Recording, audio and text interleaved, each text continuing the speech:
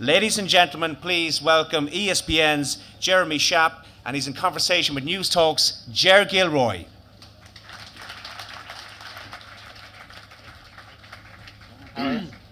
Where should we do this? Sitting on the couches, I think. Okay, very nice and good. comfortable under the lights, because it's not too hot here. Oh, a few people stay behind. I can't see from the lights.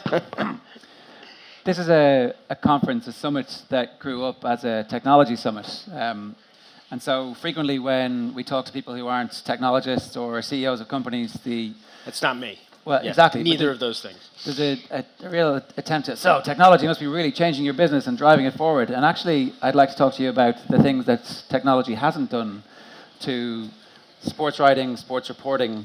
And it seems to me that while the platforms grow and while the Twitter accounts and Facebook interaction grows, that fundamentally the game has stayed the same of telling stories. Is that a fair observation? Well, I think it's certainly fair when you're talking about the kind of work that I spend most of my time on. I'm imagining most of the audience here is unfamiliar. Most of the work that I do at ESPN as a host, a reporter, a commentator, I do a lot of different things, but probably most of the time I spend working on long-form pieces for different shows, mostly a magazine show we have called E60. And we do about 15, 20 shows a year. Most of the pieces are 18, 20 minutes long, which certainly in the U.S. Is extremely rare in television. So we're really doing almost mini documentaries, and it really is about storytelling and finding, so much of the work is finding the right stories and then telling them in the most compelling way. And has technology had any impact in terms of how you find those stories? Well, certainly. Nothing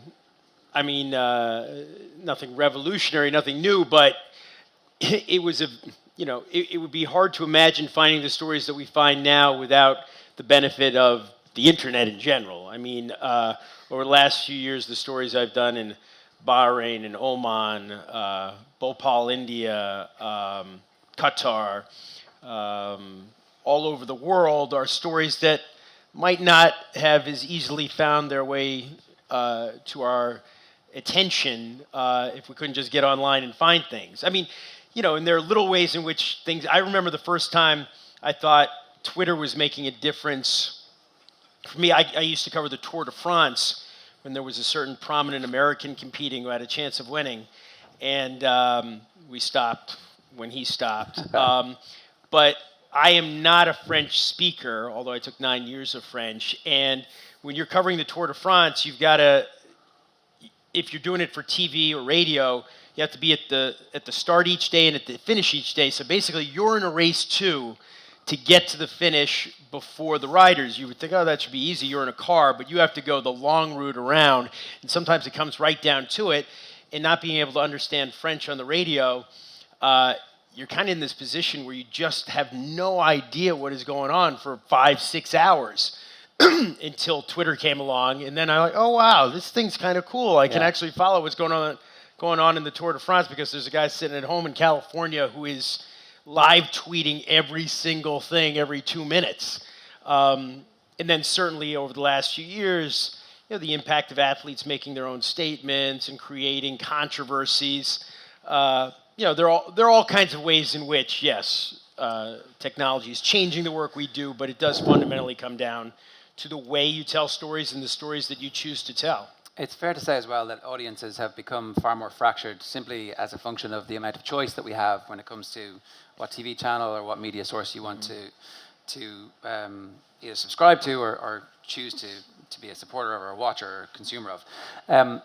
Is it fair to say, though, that for your work, the mini documentaries you're talking about, that actually they can have a second life sometimes? That There's no question. It's huge. We put on a show that's on prime time on ESPN, and I'll be following Twitter when the show is on to see how people are reacting. People are buzzing about it. But when we're able to actually post the pieces online, which isn't until some weeks later because of our contractual arrangements with the cable carriers in the United States, it's not just a second life, it's like a triple life. They take off in a way that is just remarkable. I'll give you an example. Excuse me, I'm sorry. Just got off the plane. Back in the spring, I did a story about a guy who plays for the New York Rangers hockey team, Dominic Moore. And it ran on E60.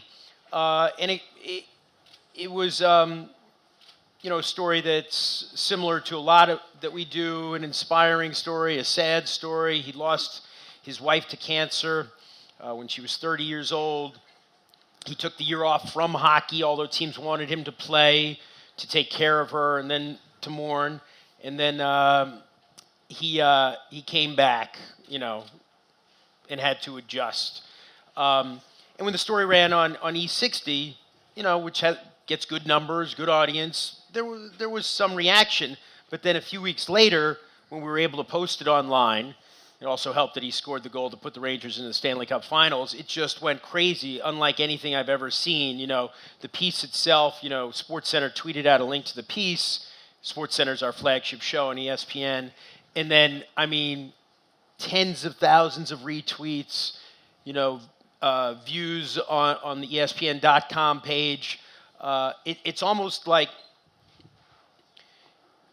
people have gotten so accustomed to watching these pieces when they want to on their computers that putting it on the air is just the first step, the very first step.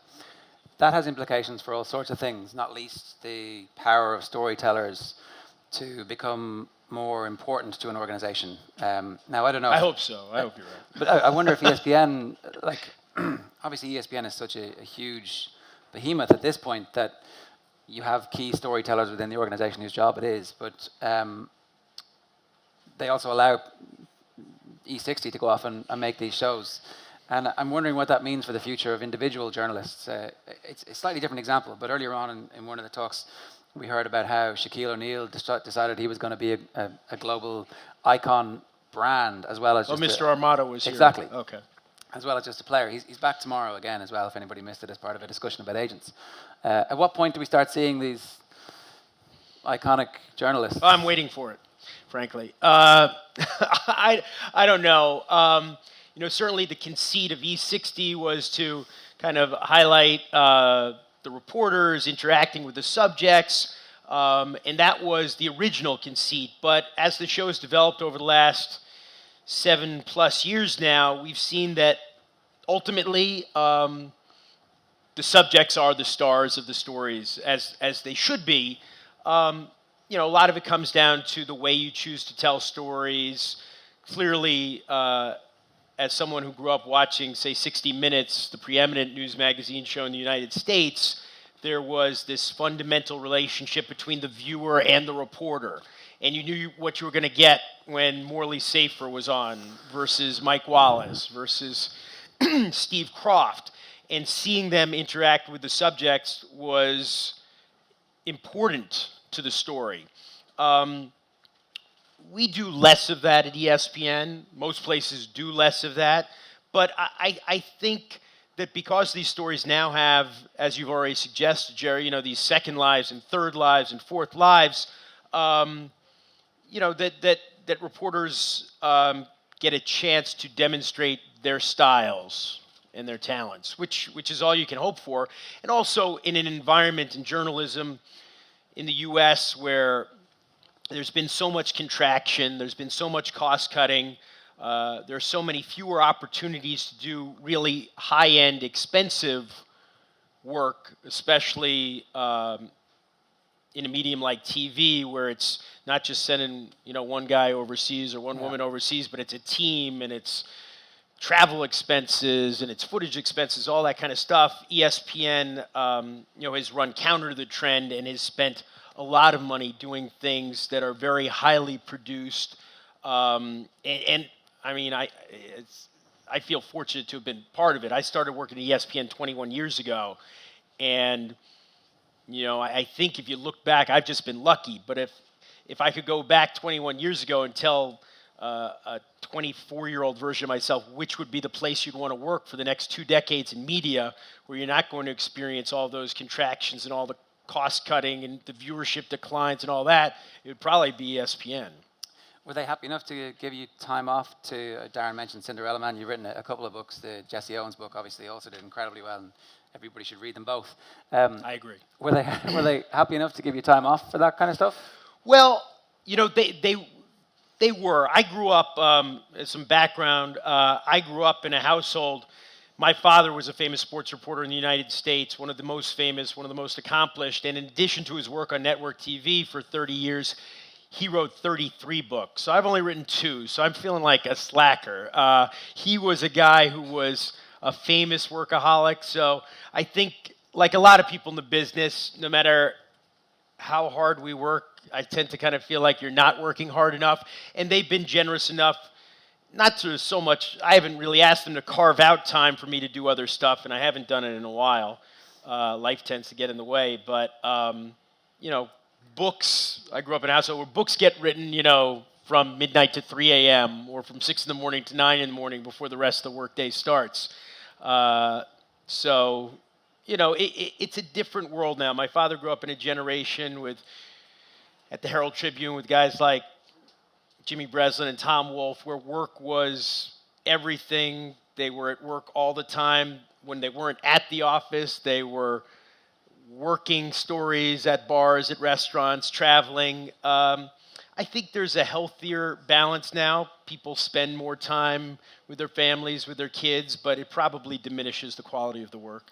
Wait, one final point on ESPN. Obviously, the program that you work on is almost entirely different from the match day shows, and just in terms of you're looking way beyond the box scores. It's almost an irrelevancy that box scores exist in one way. Is there a tension in the organization at all between the match day, the rights, the people who are tending to the thing that the billions of dollars have been lavished on, the NFL rights, for example, or whatever, the World Cup, and then you guys who are making these stories which are long form? Well, as I said, I've been there for more than 2 decades. Nobody's ever asked me to pull a punch. Nobody has ever expressed anything other than enthusiasm for going after a story, regardless of the subject, whether it's, you know, one of our partners, whether it's the NFL or it's FIFA or if it's something like that.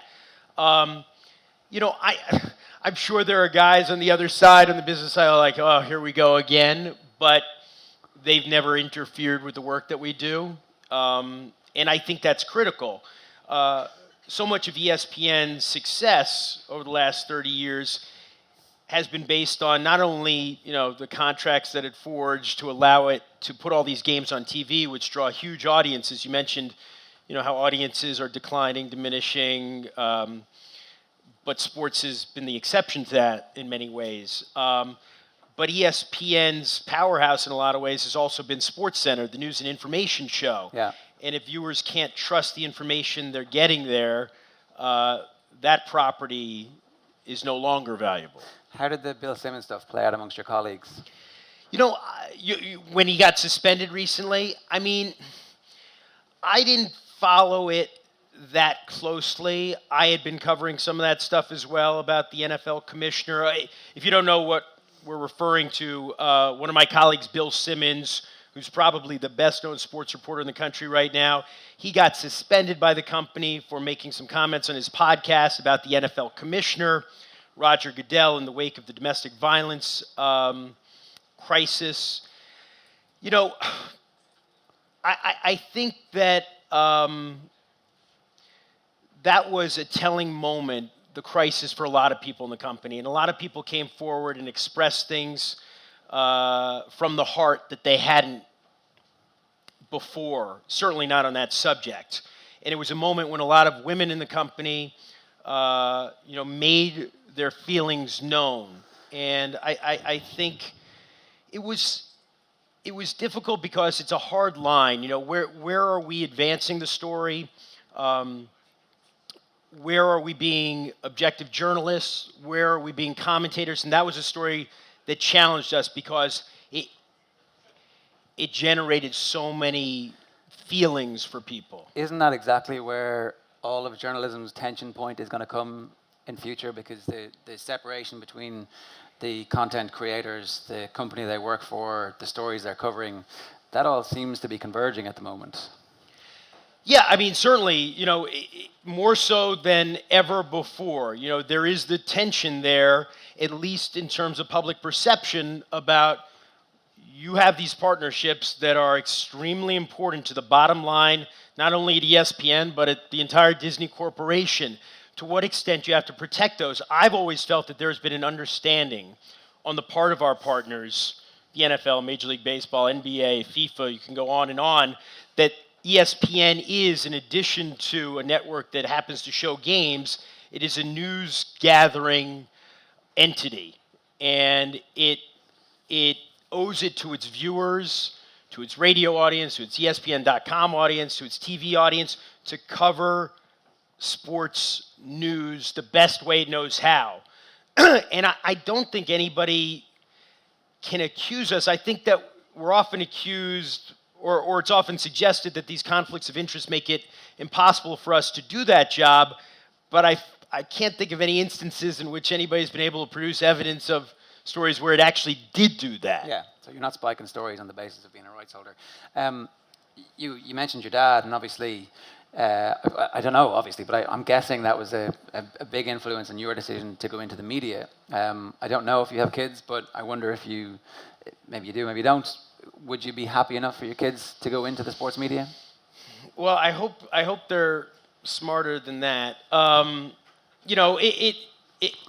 feel about it the same way I think that my dad did. He didn't push me into it. He didn't even really. I guess you could only say I was pushed into it because I was exposed to so much that seemed to be fun. Going to the games, interviewing athletes, spending time at great events. I mean, when I was a kid, I saw some of the most iconic sports moments. Bucky Dent hitting a home run against the Red Sox at Fenway Park in 1978. Bill Buck. I mean, I've been to all these things, and it would be hard, I think, to grow up in that environment and say you don't want to be part of that at all. So right now, I've got a 4-year-old daughter. I've got a 2-year-old son. If they want to get into the business, I won't discourage them. I just hope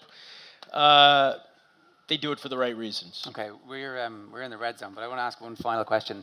Brilliant BBC documentary about Bobby Fischer, and then suddenly in the middle of it, towards the end, you pop up at one of the press conferences, and I've always wanted to ask you, what the hell was that like when Bobby Fischer is calling you out from that? That was a bizarre experience. Yeah, what happened was Bobby Fischer, ends up in Iceland. They free him from jail in Japan. He flies to Iceland. He ends up having a press conference the morning after he lands there. I was at the press conference. I think there were only 2 American reporters at the press conference.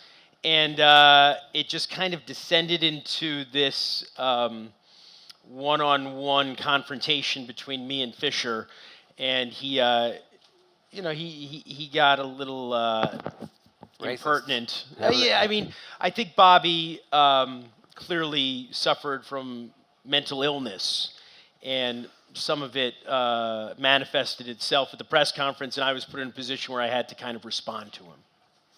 We've scratched the surface of an amazing career. Ladies and gentlemen, Jeremy Schaap. Thank you.